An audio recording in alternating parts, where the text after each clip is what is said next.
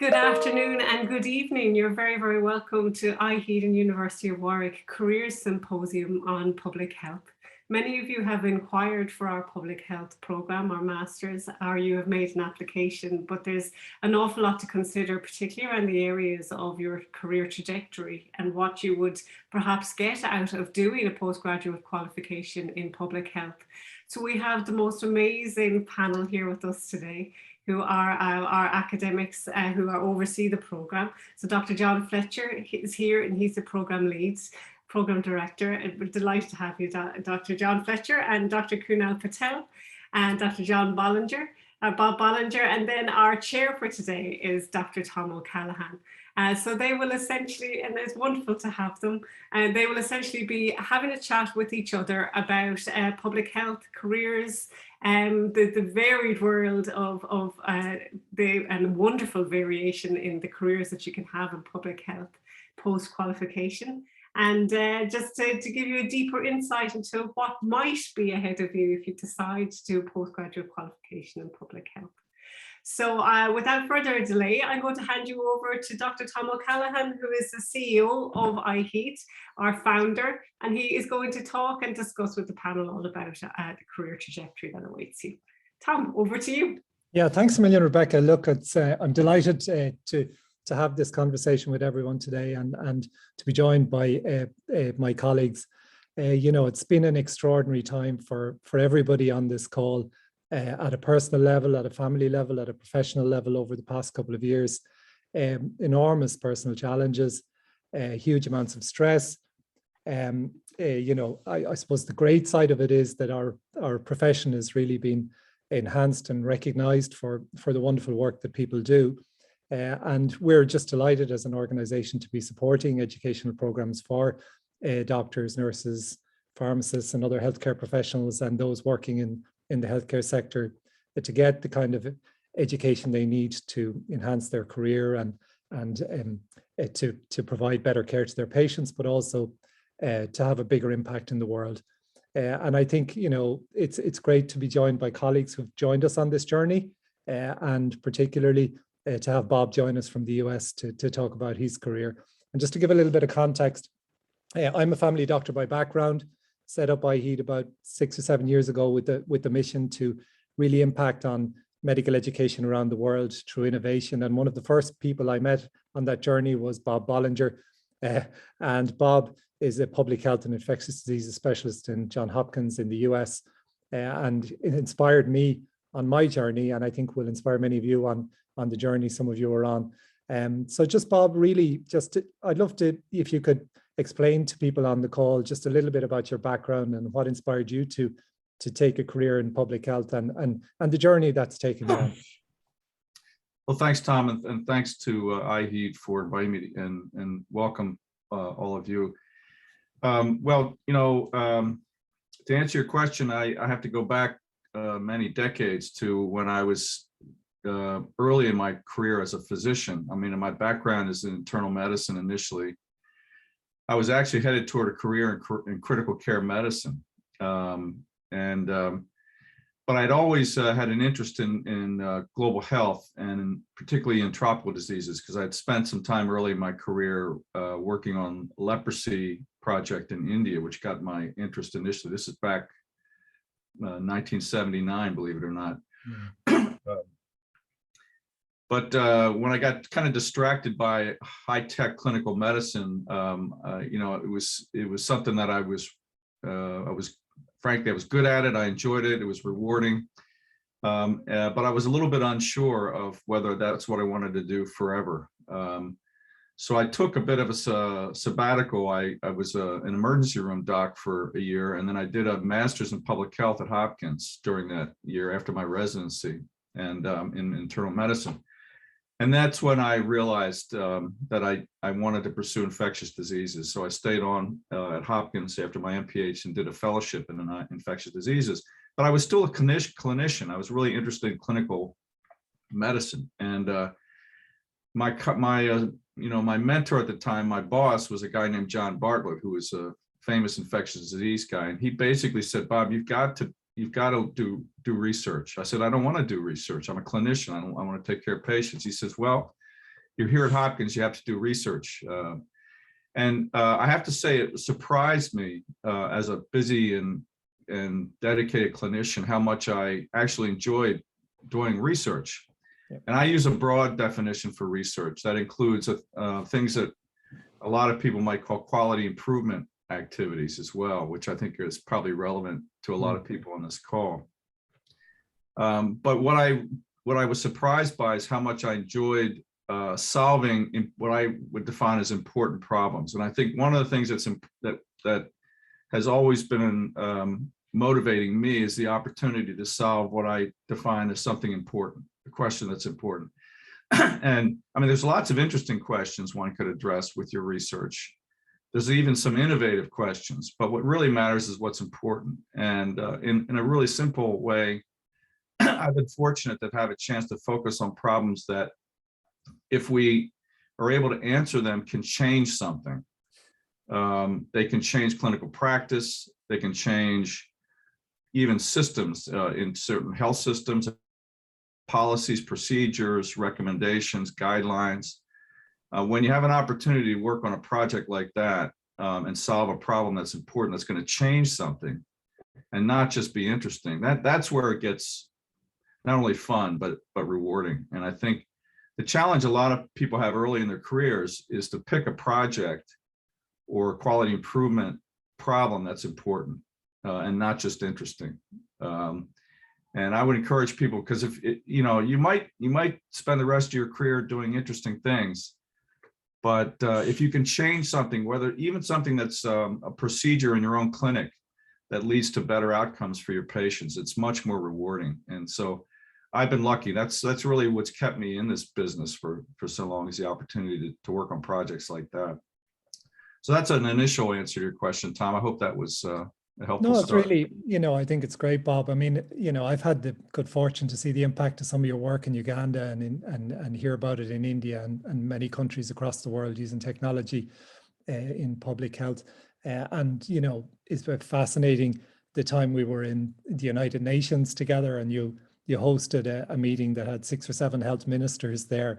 And I suppose the opportunity to do some of those things with your life and have those kind of impacts, did that come to you as a result of taking this road and a career in public health? Oh, absolutely. I mean, I would be still a clinician full time. I'm still a clinician. I still take care of patients, but Sure.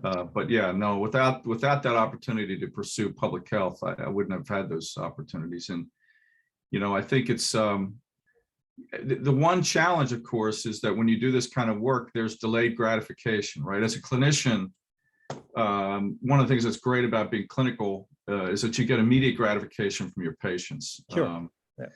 Sometimes it's positive, sometimes it's negative reinforcement, but it's immediate. With research, it's delayed gratification, and that can be a challenge, particularly for people like us who are used to immediate gratification, if you will. But I think the opportunity to change something that matters to lots of patients at one time is really what the opportunity is. And I wouldn't be able to do that if I hadn't done my initial MPH and been able to work in public health and understand medicine at a community and at a population level. Yeah, and I suppose even at a policy level where you're influencing ministers for health and the decisions they're making around their healthcare systems, and to see that in action, I mean, that's very exciting. Can you give just a couple of examples of that kind of work, Bob, that you've been involved in? Because I think people would love to hear about that.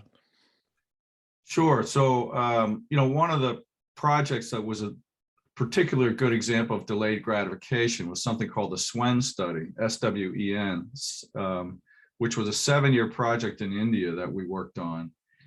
And essentially what we were focused on is trying to reduce the risk of breast milk transmission of HIV to babies from HIV positive mothers. And it was a huge effort, both politically and logistically, to do a big randomized clinical trial. And I was in charge of the project in India, but I then was brought in to coordinate not only the work in India, but in Uganda and Ethiopia. So we actually had 3 countries involved in that SWEN study. it ultimately showed that using a drug called nevirapine, which is one of the early medicines we had in babies and in mothers, reduced the risk of transmission significantly and was able to protect the benefits of breastfeeding. And this is early on in the epidemic, and it led to some changes in the WHO recommendations for keeping breastfeeding safe for babies. And that was a really rewarding, long delayed gratification, but a rewarding impact. And obviously we don't use nevirapine now, but the concept of, treating people and using prophylaxis is now pretty routine in HIV, but it was really it was really great to be involved in that early project. I think there were a lot of challenges along the way, but that's an example of a good one. Yeah, and I suppose what's interesting is at those times of challenge in your life and in your career as a doctor, that opportunity, if you take that leap, that opportunity opens up, and encounters like that. I mean, you've been very much at the forefront of the use of technology in healthcare and the use of mobile technology in educating health workers, and that's been fascinating in that work. Do you want to speak a little bit about that? Sure. We worked on I had a grant from what was called PEPFAR, some may know, the US HIV program in Uganda some years ago, back in 2006, 2007. And we were faced with, we were asked to try to develop a program to improve the training and support of clinicians caring for HIV patients.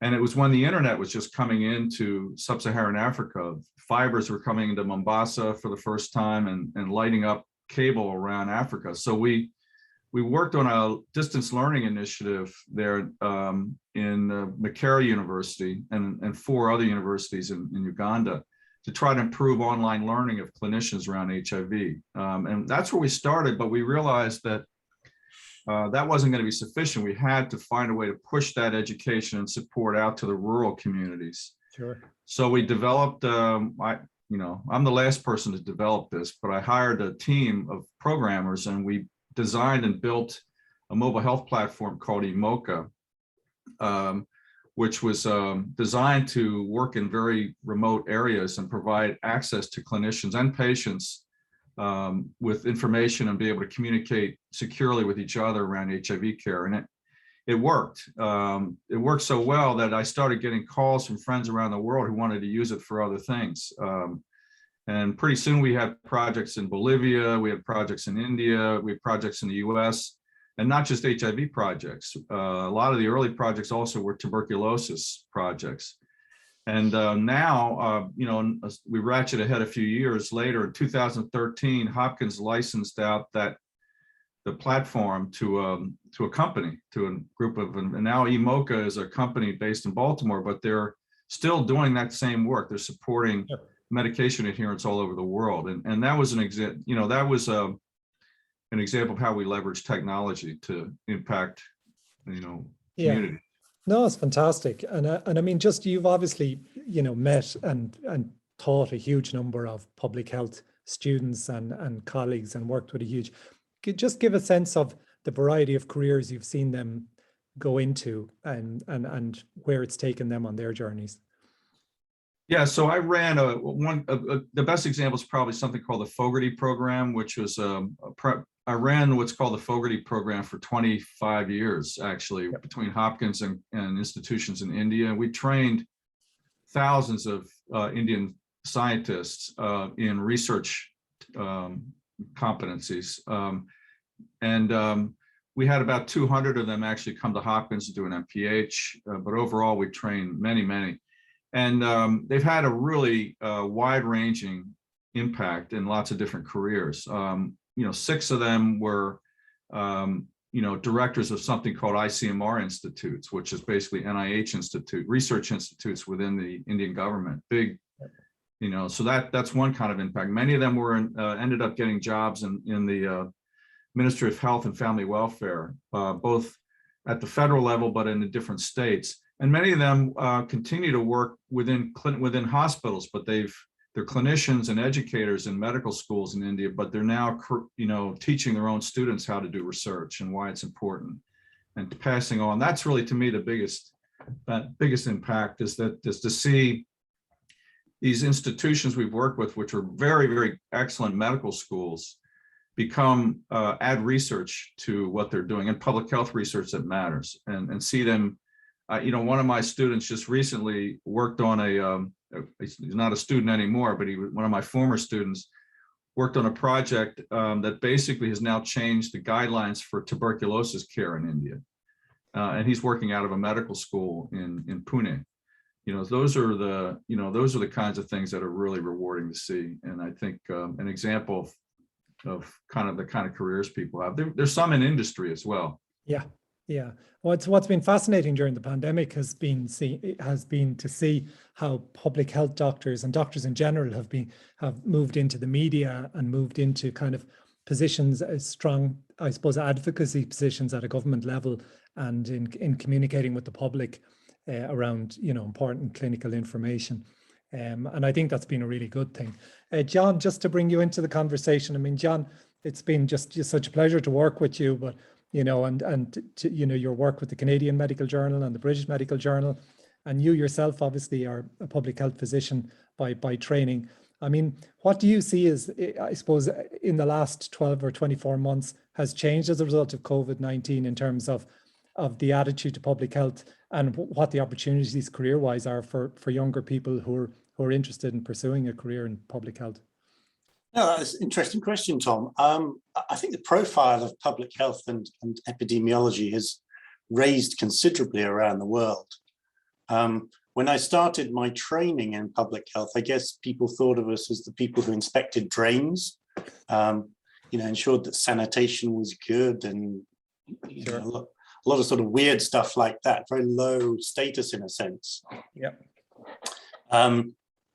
I guess Dustin Hoffman and the film Outbreak sort of kind of made epidemiologists a little bit sexy. But everybody now is talking about R numbers and exponential growth and vaccination strategies, prevention. Suddenly the whole realm of infectious disease control, which is a major part of public health, has become interesting and strategic. I think that's probably also slightly leaked out, if you like, into other areas, realizing that the advice of scientists and statisticians is probably important in a lot of other areas of health service planning. Yep. So it's not just infectious disease and epidemiology doctors. I think the whole status of that sort of backroom stuff that public health deals with in the health of populations has become higher profile. Yeah, I couldn't agree with you more. I mean, I think it's looking at things at a population level has just become so critical, and to have really good people step into those roles, and where we've seen it successfully, it's had a huge impact in particular countries in terms of vaccination rates, in terms of reducing infection rates, etc. Kunal, I mean, as a researcher, you know, you've had experience in public health. What are your thoughts? Well, I think it starts from, I think what Bob said initially is that there's such variety, and the exposure you get,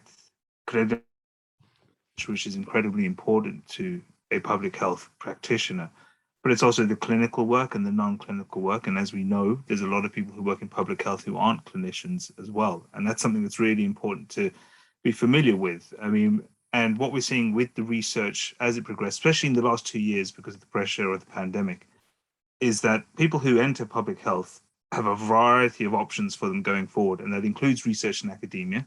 But if we look at certainly at data, for example, coming out of the US Bureau of Labor Statistics, what we're seeing is that the majority of people are still working in medical and health services management, but now they're emerging as health educators. Around 10% are now health educators. Around 15% work in the community.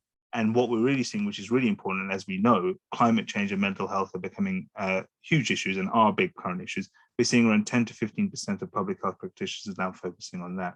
So the research is now driving that career choice as well, and vice versa. The people who enter those careers are also driving the research amongst those sectors as it becomes much more relevant, certainly in recent times. And I think that's great. And how do you think things have changed in the last few years?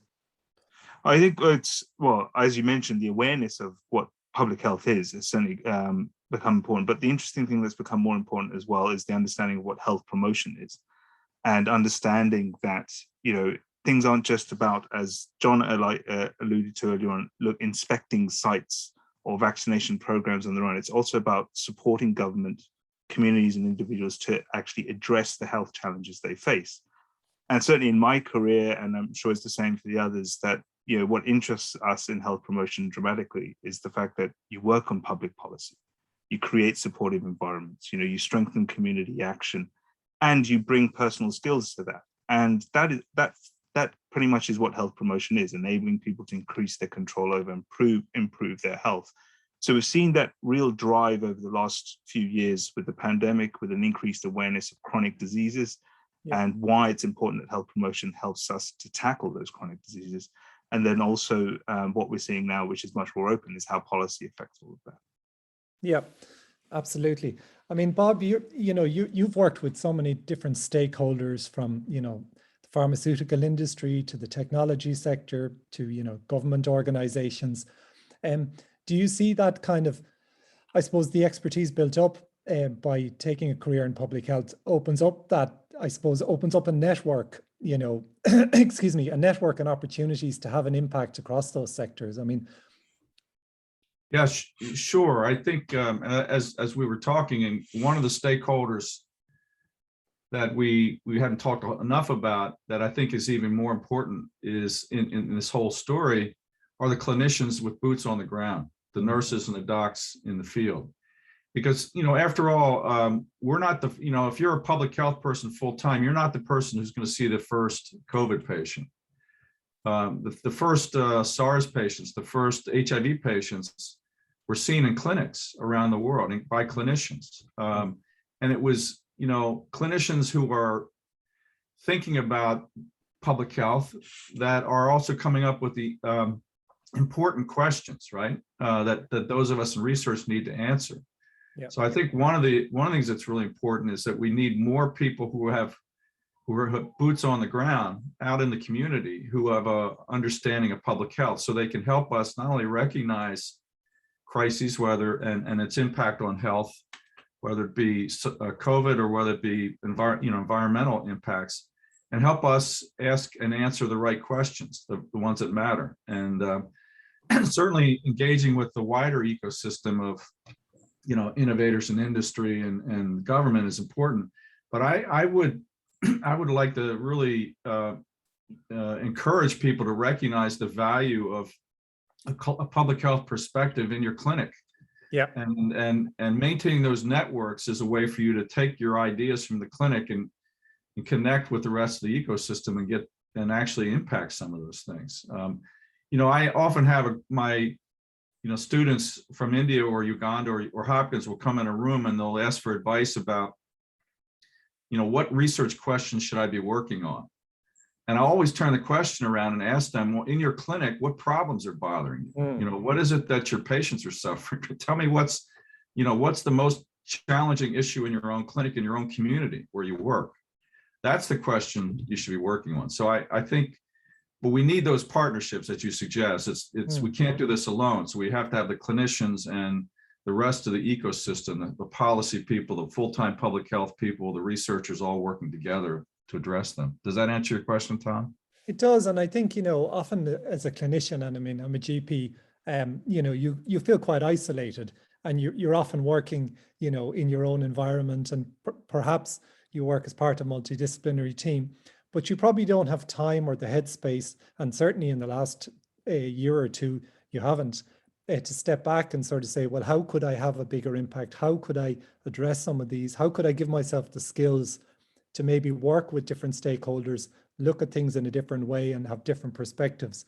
And I think, you know, that opportunity to study with a cohort of people who are on that journey with you, who are taking a fresh perspective, looking at how can they have a different impact in the second half of their career or move in a different direction, particularly, I suppose, in a world that's in such a crisis, you know, the crisis of climate, of mental health, of equality, you know, of you know, we're living in an extraordinary time. So, and we've been through an extraordinary journey as healthcare professionals. So, you know, my view would be that it's a good time to make those changes. It's a good time to look with fresh perspective. Is that fair, Bob? Is that fair, John? Kunal? Oh, I'm sure we all would agree that, you know, this is as John mentioned, you know, we're all being reminded of the importance of public health, but we're also being reminded of the importance of working together on some of these problems and developing those networks and those opportunities, you know, with other stakeholders. Yeah, John. Yeah, Tom, I think doing a master's in public health does give you that opportunity to think in a different way. I think for a lot of people there's a transition on coming into a public health program from treating patients, which is often what clinicians are brought up to, you know, one at a time. Sure. I sort of realized this when I went to work in a hospital in Africa. I did it as a young doctor, really just to inform myself what it was that hospitals in Africa did, because I, as part of my church, I was giving money to support some of these hospitals. And I enjoyed treating malaria. It was lots of fun, and tuberculosis, and I saw babies with neonatal tetanus. I saw babies dying of diarrhea. You don't see bad stuff like that in the UK so much. And so this was tremendous experience for me as a doctor. But I began to see that, you know, the medical director there, a doctor called Joe Lucy, said, you know, as doctors, we're not doing much good here. The real programs that make the difference are the midwives doing vaccination of the kids to stop them getting these, the education program to tell people how HIV is passed on, and AIDS awareness, and the agricultural program. And I said, what agricultural program? What's that got to do with the hospital? I said, no, we teach the farmers how to grow better crops so that everybody can be better fed, and then they don't get sick. Have you noticed that all of the missionary doctors here and all of the Zariwas doctors and nurses, they're all healthy? Why do you think that is? Yeah. They're better educated, they're better fed, they're better housed, they know how to look after themselves, and they've been vaccinated. And that is really public health. So I think the MPH program starts to help you think as a clinician that in order to make a big impact in your community, it's not so much the clinical care that's important, it's these bigger things, the social determinants of health. The sort of the nutrition, the habits that people have, the housing that they have, and the systems and environment that they live in. And I think armed with that, you know, an MPH gives you that way in, then armed with that, you begin to see the world in a different light, and it opens up different ways of working in different careers that we've touched on, one or two. I could go on about the sorts of things that I've seen people do, but I'll pause just there, Tom. Yeah, thanks, John. Kunal, do you want to add anything there? I suppose, as Bob and John have said, and they've touched on, is that there's more than one discipline involved in a public health response, and certainly also within an MPH or master's program such as this as well. And that's what's unique and amazing about public health response and actually training, is that it is very collaborative. And certainly that has and especially with the advent of technology, especially with the World Wide Web, with mobile technology, we're now collaborating at a greater scale than we ever have before. And public health responses are much more efficient and, you know, immediate. And I'm very fortunate in that in my clinical job, I support large NGOs like the International Federation of the Red Cross, Save the Children, the UN, WHO, in terms of the people that they send out. And a good example would be what I saw in the last week was, you know, Save the Children and, you know, the IFRC were sending out huge delegations to Tigray in Ethiopia with what's been going on. And interestingly, they are focusing on health, but the clinicians formed maybe around 10% of the group. The rest of were all, for me, working in public health, but in specific aspects such as advocacy and policy. gender-based violence, prison health and prison delegates. And what that shows you is that actually a master's such as this, but also collaborating with others in this public health sphere, actually allows for a much better response in areas of need. I couldn't agree with you more. It's the sum of the parts achieves so much more when you put multidisciplinary teams together and people from. That's where the real innovation happens and creativity. And I suppose that's been the exciting part of working with different groups outside of healthcare professionals. So just, we'll go to some questions from the audience. But before we do, just what would your one piece of advice be to, I suppose, a young, maybe not so young, doctor, nurse, healthcare professional, or somebody working in an administrative role who's thinking of pursuing a career in public health? Bob?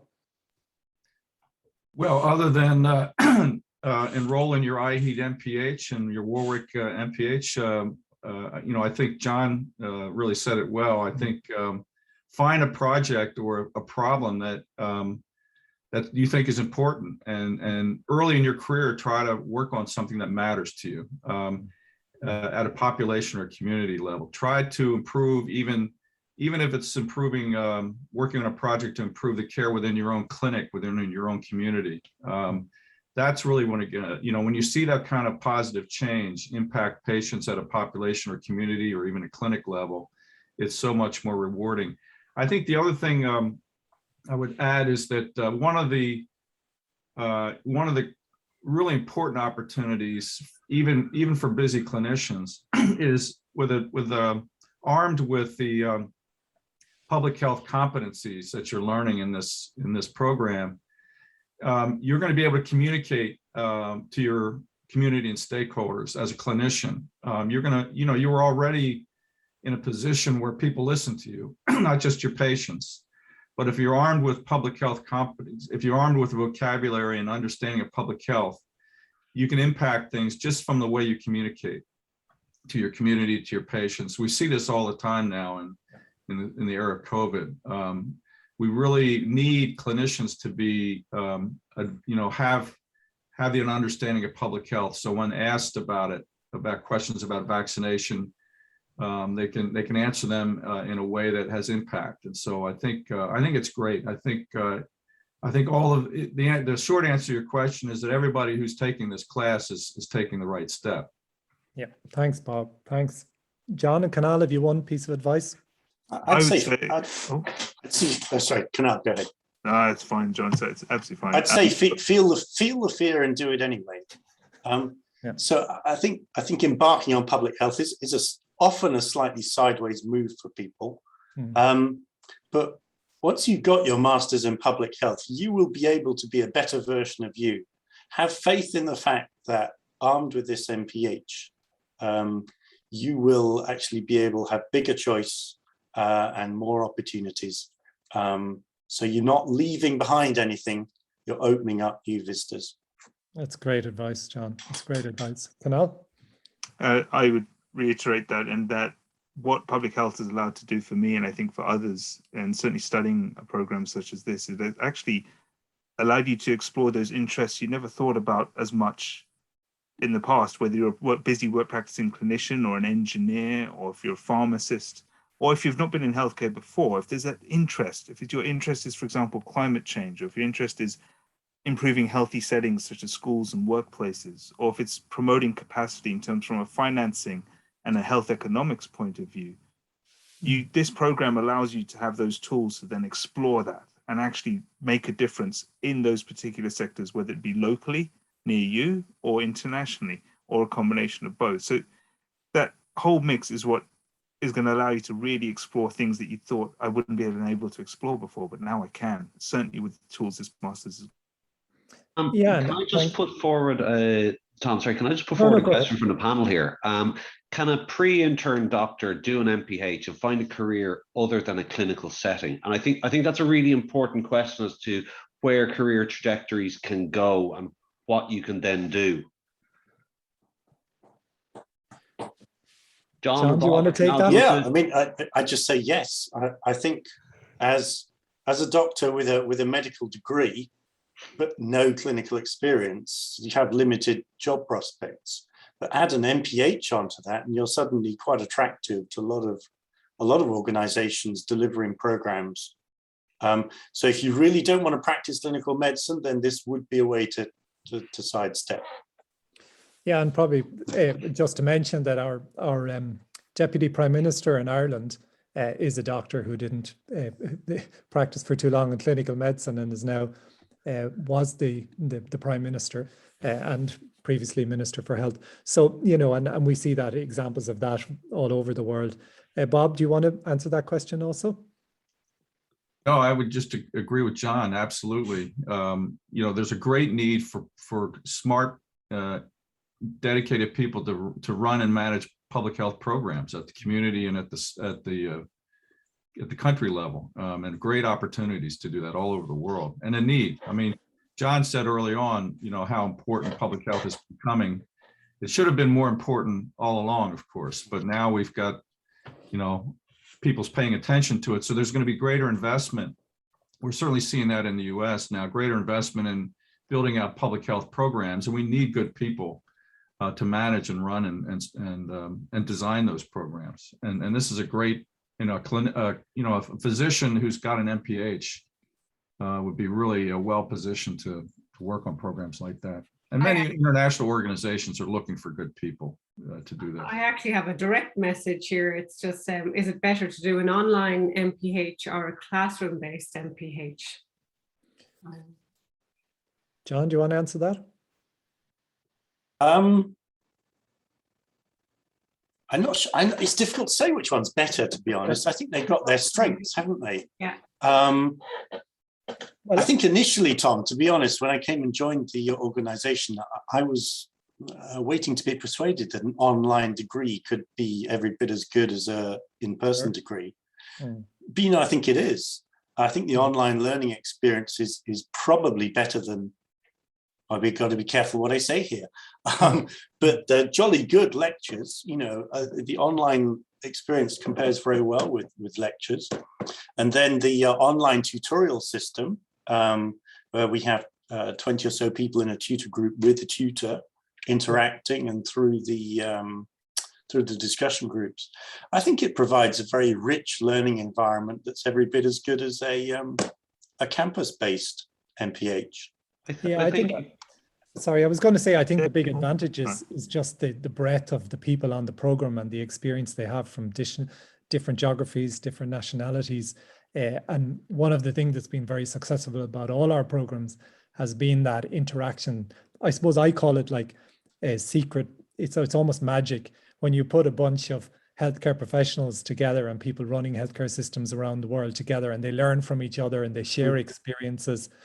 That is really special. And I suppose that's much easier to do in an online environment than it is in a face-to-face classroom-based environment, because clearly it involves people traveling, you know, out of the workplace and traveling internationally, etc. You know, the other advantage, Tom, of the online masters is that everyone's still in a job, so they're bringing their immediate, you know, professional experience and questions to the learning environment. Sure.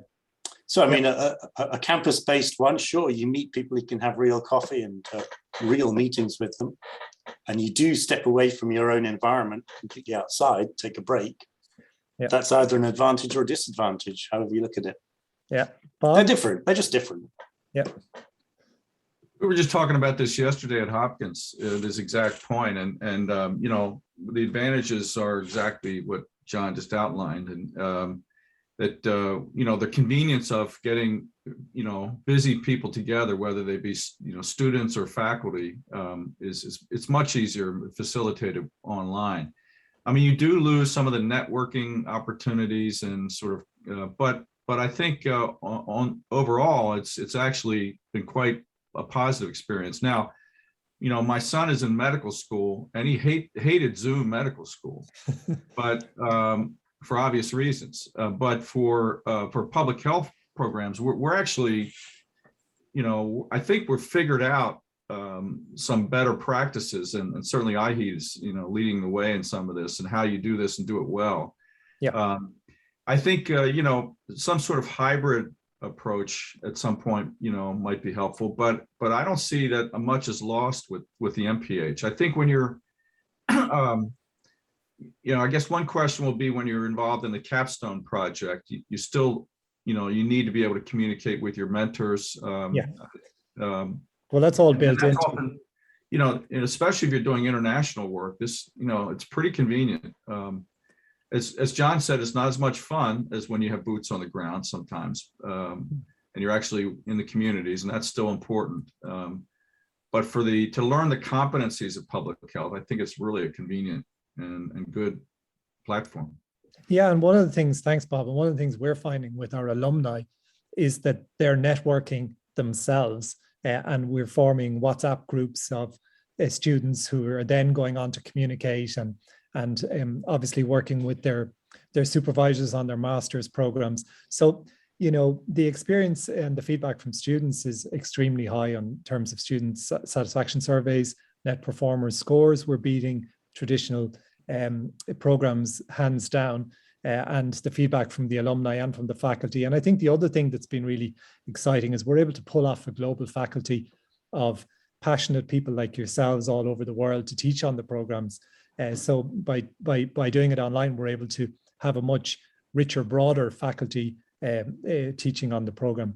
Any other questions, Rebecca? There's a question there about how I'll be able to conduct research at the master's, at the end of my master's, if I'm not working in a clinical or a hospital setting. Yeah, and if I might start the answer that, then hand over to the others. So what the University of Warwick wants you to do for your research is what they call a professional project. So it is research-based, but it's very much to what Bob spoke to of pick something that is feasible, that is achievable, that is local to you, and that will have impact. So there's quite a breadth of things you can do there. And it can be service improvements, it can be audit, it can be traditional research, it can be literature-based, it can be a systematic review, it can be a meta-analysis. So there's lots of options open to you as to the types of projects you can do. But I think, Bob, John, Kunal, if you want to flesh out, what might some of those look like in public health?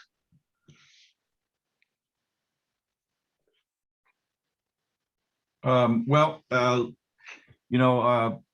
you just pointed out, there's a wide range of potential projects that are important. And so all of them are going to be valuable ways to apply the competencies you're learning in public health. I think, as I said, probably early on, one of the biggest challenges I have that I actually enjoy is working with our MPH students and our postdoc fellows to help them define that project. And oftentimes, I've seen this over and over again. People come in to answer that question for themselves, struggling a bit. Where do I start to define a project that I should work on? But I've seen the light bulb go off after they have an opportunity to engage with people like John and Kunal and Tom and other faculty, where all of a sudden they get it and they say, okay, this is what I want to do. And it's a wide range there's a long menu of things that can be both fun and impactful to do. And you've mentioned many of them already. Yeah, thanks, Bob. Sorry, Tom. Yes. Alex was just asking, I know we're going to roll it up very soon. Alex was just asking there in terms of the curriculum and what it entails. I suppose John is very good at answering this one, but it is much about the traditional public health modules, epidemiology, statistics. But I love how because this is such a new curriculum, new program developed in 2021, we have brought in healthy cities, mental health, areas that I think are so current and so on the top of everybody's agenda. And I love that we've embraced those additional modules into this public health masters. John and Kunal, would you like to flesh that out a little bit more? Well, I'll let Kunal speak to the practice, but the modules are split into two. There's the first three are about the science, if you like, of public health, where we do talk about environmental health, social determinants of health, epidemiology, statistics, and politics. Thank you, Dermot, for putting those up. So those are the first three modules cover the basic sciences that we think of public health, influencing populations to make them healthier. Kunal, you could perhaps speak better to the practice of public health, the next three modules. Sure, absolutely. Thank you. So yeah, once the complete diploma, but So as John said, I mean, I think what's nice about the first half is you're given the science, you're given the tools, and then it's a question of where do they apply, and what you see in the second half of the talk component of this master's is the focus on health promotion, international health, and policy and economics. And probably in your own locality and in your own geography, you're probably seeing how each of these aspects are affected, but may not necessarily have an understanding, well, how can I, from a public health perspective, approach these or understand how these affect public health? You will do at this point, because those first three modules will give you that understanding of the science and the tools to then apply it to these real life settings. And one thing I will also add is that after this, and I'm sure the team will elaborate this, you asked that question about the research and where it's going to go. Is it clinical? Is it non-clinical? The advantage of this course, of course, is that you're going to have great supervisors and mentors leading you all the way. And you are going to pick up and develop research ideas. But also the important thing about this master's as well is that if you're not new to research, this is where you're going to embark on your first research journey. And we're going to encourage that. And we're going to make sure that you understand the basic principles of research, what types of studies you can do, how you can apply those studies to your settings within the public health prism. But so don't be afraid of anything that involves research. As Bob said, research is fundamental to what we do. And this course is certainly going to allow you to become a responsible and efficient researcher, even if it's your first time. Great. Thanks a million. I suppose, have you any further questions, or will we? There's two others, but if I can go very, very quickly. One, it was direct to me again. There's a gentleman that is working at a very senior level, manager in healthcare now, and he has a master's in healthcare management, but is very interested in pursuing a career in public health, but concerned really that he may have to go down to or start at a very junior level again.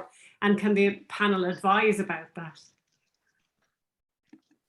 I would have thought not. I think it would only be additive. I think it would only add enormously. Yeah. Absolutely. And if we look at, certainly career earnings, and again, the statistics that come out of for example, the Bureau of Labor Statistics and stuff, it's actually the managers, the natural sciences managers, who are at the top of the scale. And those are the ones that actually have the combination of such expertise, such as health management and public health. So yeah, it's only going to be enhancing your career and more than anything else. Thanks, Kunal. Is there another question? Yeah, there's a very important question after coming in actually about the standing of the program, and two interrelated questions. One is it different than the on-campus program? And the second question that came in will the award at the end mention distance or online, which can have implications in certain geographies? And the answer to both of those is this qualification has the exact same standing and is of the exact same standard as any other University of Warwick master's program. So they don't differentiate because this has an online delivery or is to an international audience. What you get at the end from Warwick is a Master's of Public Health and Health Promotion. It is the exact same qualification. The parchment is the exact same that you get as if you'd studied on campus with Warwick. So there's no differentiation. So somebody looking at your award certificate would not know if you had studied it online or on campus. It's the exact same qualification. So I think that is an important distinction that people like to know when they're considering online programs. Okay, thanks. There was a question there about scholarship or funding. I'm very sorry that it's such late notice, but we do actually have 100% scholarship for one student on this program. But the deadline for submission for that scholarship closes at midnight tonight. So it is a very high pressure if you haven't applied already. So the applicants will be assessed on their personal statement, their 500-word personal statement that they would submit to us and about their rationale for doing the program and what they want to get out of the program, and we will assess that, and the winner will be announced next week. There is a 500 sterling reduction in fees as well for anybody who applies before midnight tonight as well, as part of that scholarship giving. So I'm so sorry, it's very, very late notice. We have sent out a good number of emails alerting our existing applicants and inquirers to the scholarship, but if you're not in that group, you may not be aware. So midnight tonight, and if you're in a different jurisdiction than ourselves, of course, we'll expand that. If you're in Malaysia already and you've only a few hours left until midnight, of course we'll accept. We'd allow for midnight somewhere. Allow for midnight somewhere. Yeah, so there is flexibility there. Thanks, Rebecca. So really just falls on me to thank everybody for your time. Bob, really appreciate you taking the time to talk with us and share your experience, and keep up the great work. You've continued to inspire us all, and equally thanks to John and Kunal, Rebecca, Dermot, and everyone on the team. But most importantly, thanks to all of you who've taken the time to come on and speak with us today and hear about the program. We really appreciate, and we hope we can be of some service to you, and that some of you may like to join us on the program. Thanks a million. Thank you so much. Thanks, Thanks everybody. Mind yourselves. Stay safe. Bye. Bye-bye.